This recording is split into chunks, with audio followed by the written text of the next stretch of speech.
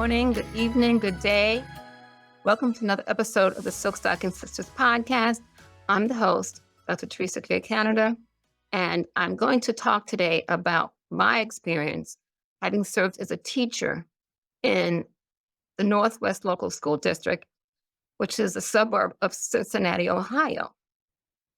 Many people said they didn't know that schools were segregated in the North, and this is pretty recent. So I wanted to share my personal experience of basically becoming an actual teacher in an elementary school in the Cincinnati, Ohio area.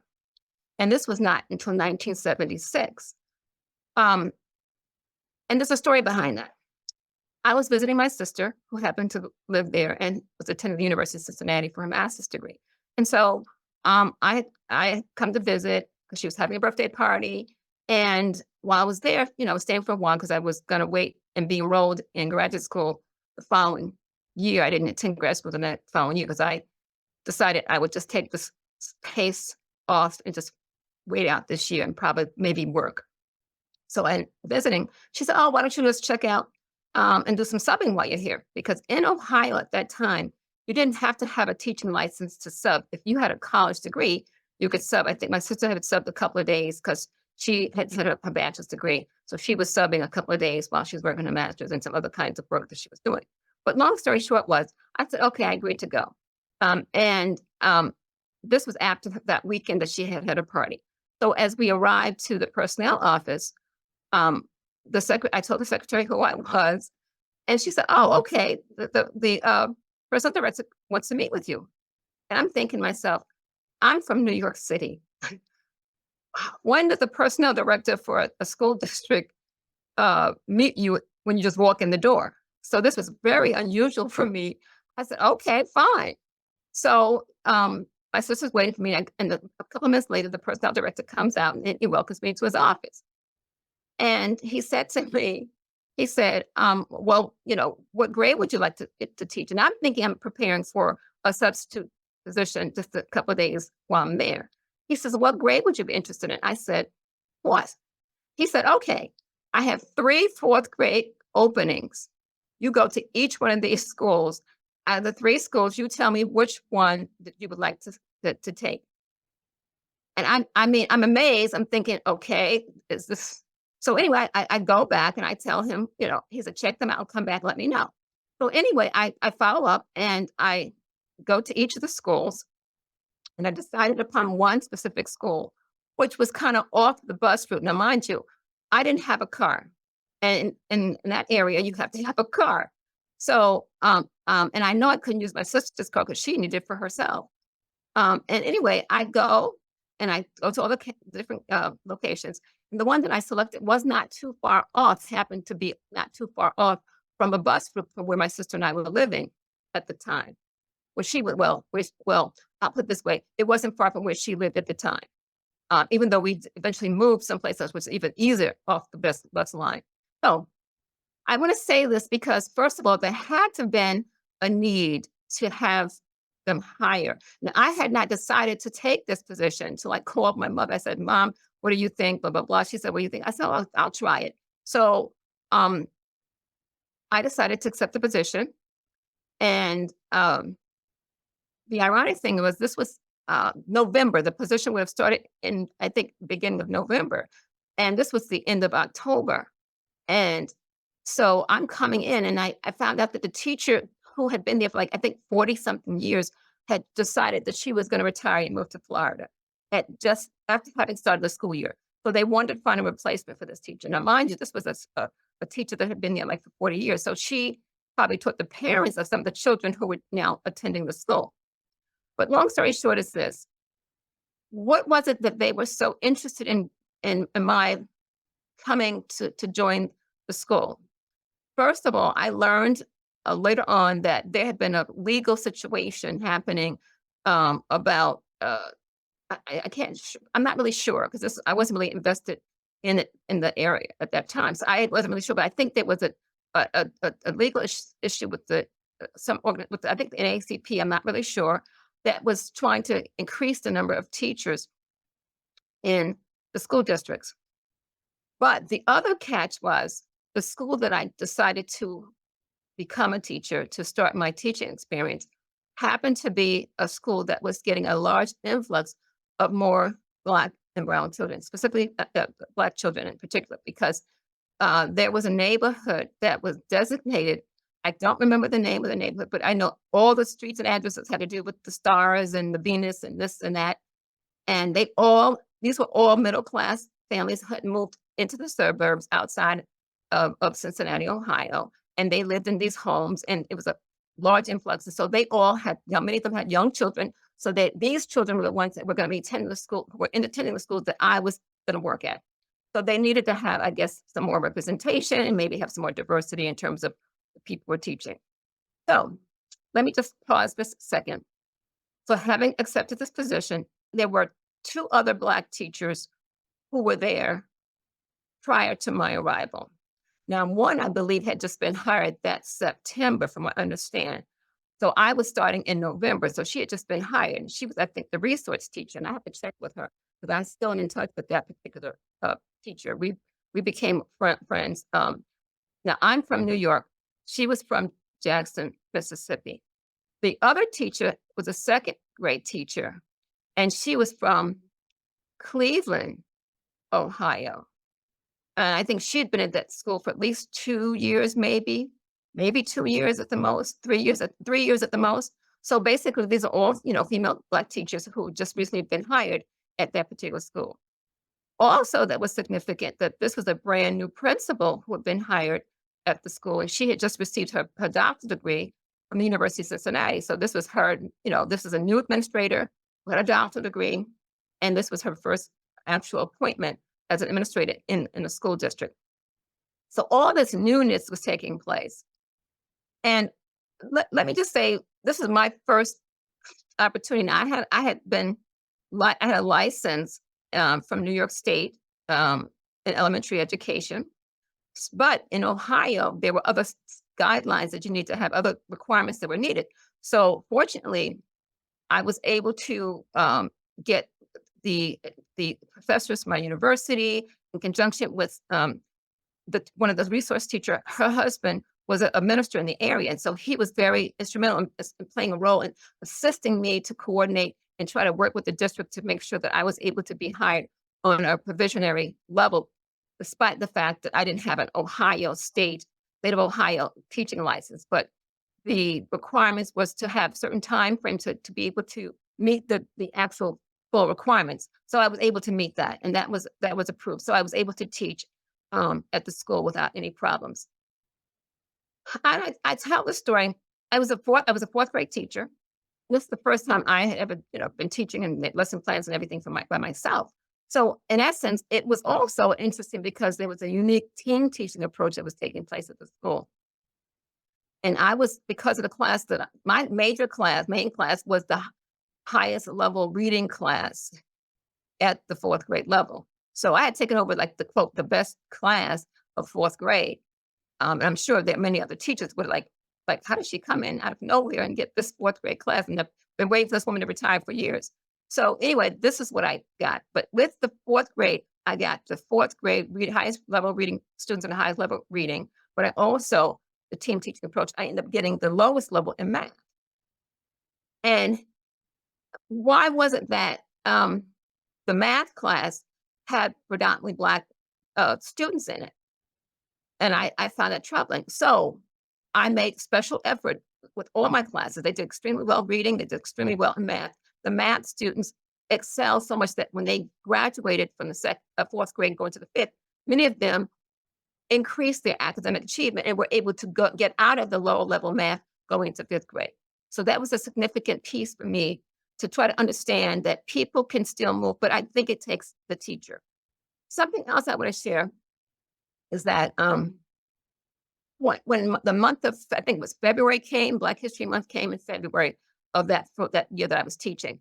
And each teacher, I think, was asked to put up a bulletin board, which is near the entrance of the building, near the office, the principal's office. So it just so happened I end up, I don't know if I asked to do February or I was assigned to February. I wasn't really sure.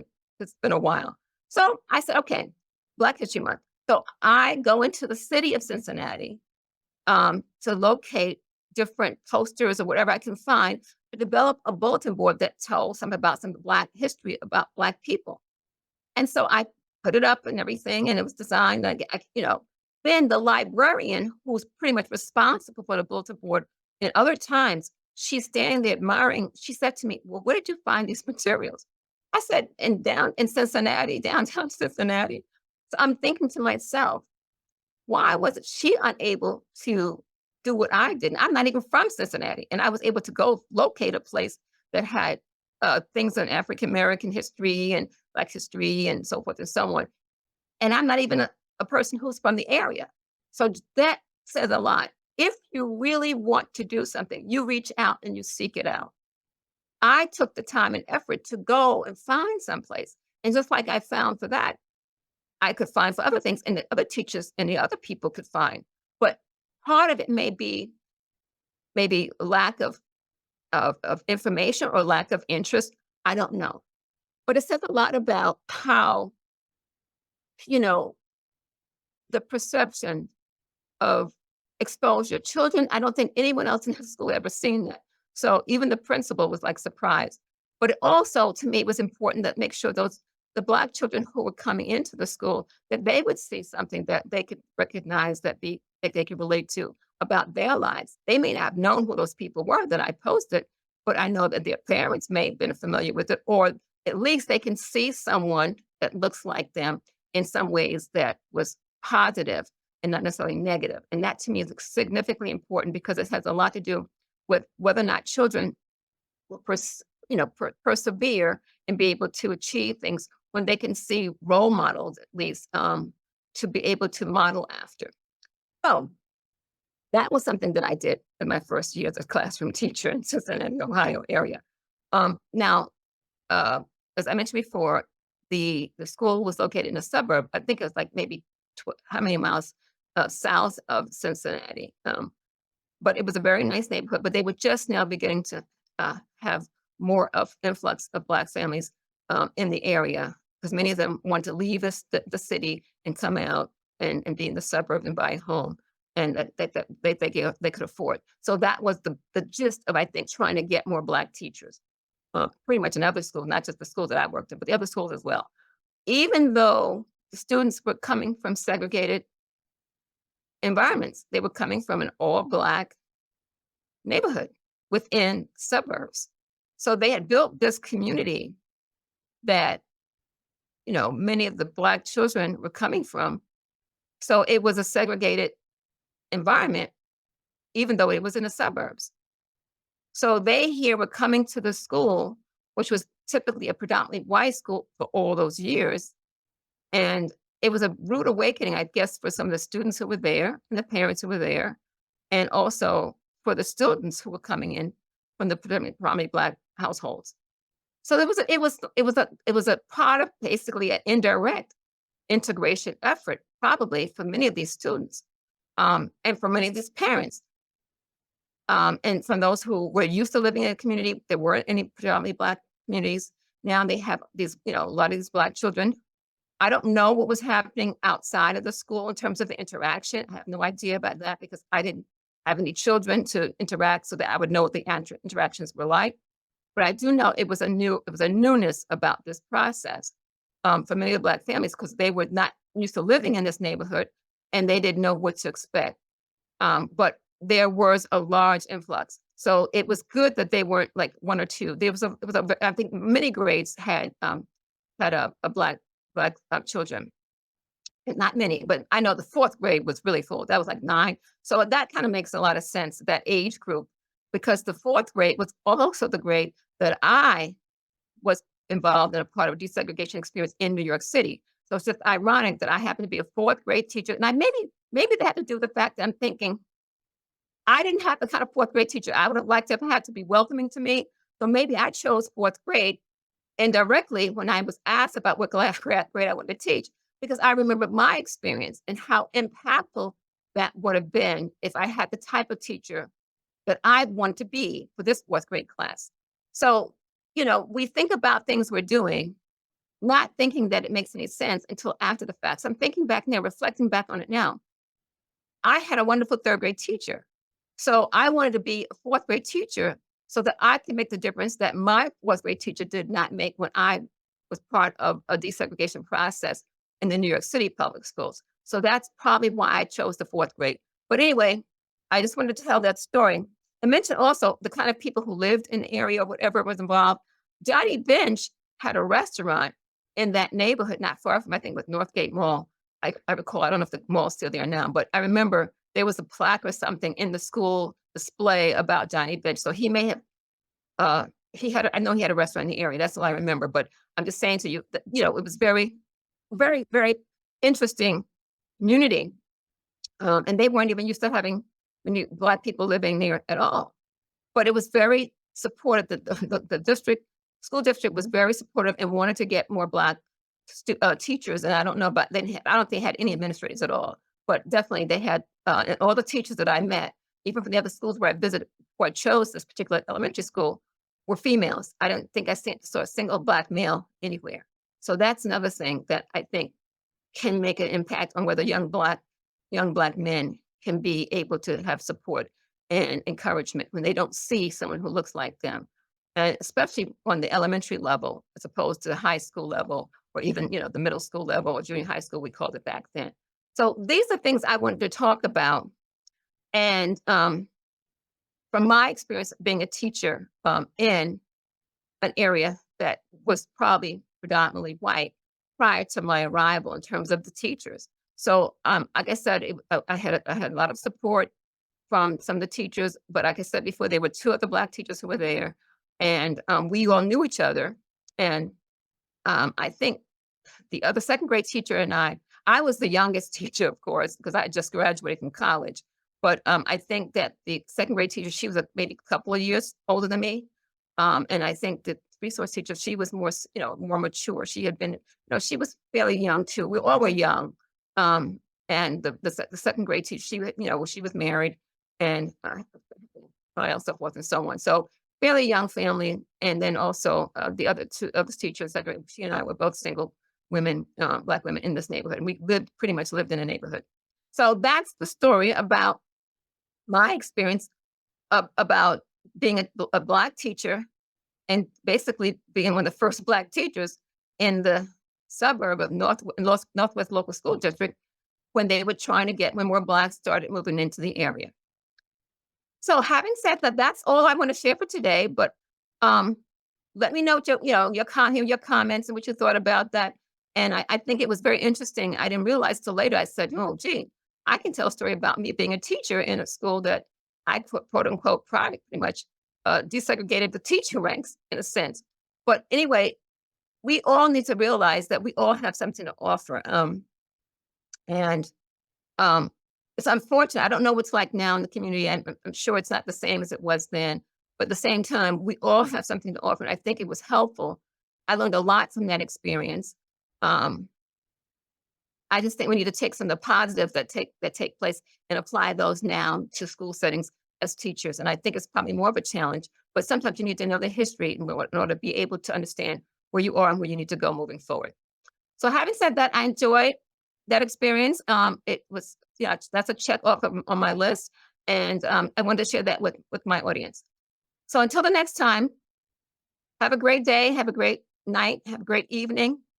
And we'll see you the next time on another episode of the Silk Stocking Sisters podcast. Bye now.